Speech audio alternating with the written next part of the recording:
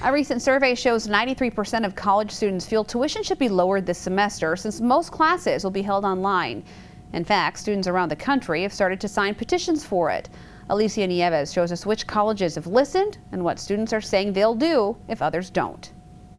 Most universities have confirmed classes will be online this semester. I feel terrible by, this one semester taking that I have to pay the exact same amount as I would by getting a whole college experience. Gabrielle Perez is a junior at Michigan State University and is one of many college students demanding lower tuition with online classes.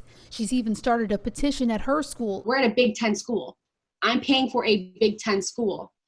You're not getting the Big Ten experience. Currently, Michigan State University has only committed to a quote tuition freeze, keeping tuition the same as the previous 2 years.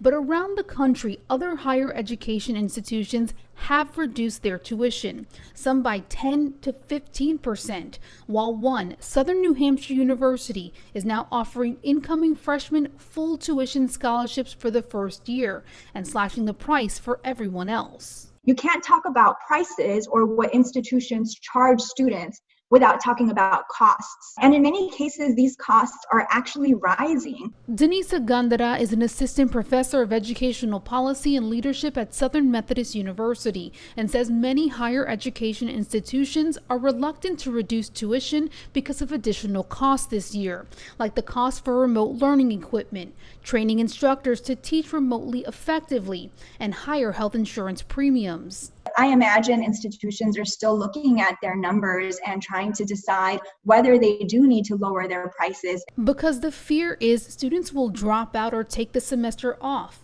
Some have threatened that in their petitions. You have so much time to go back to college anyways.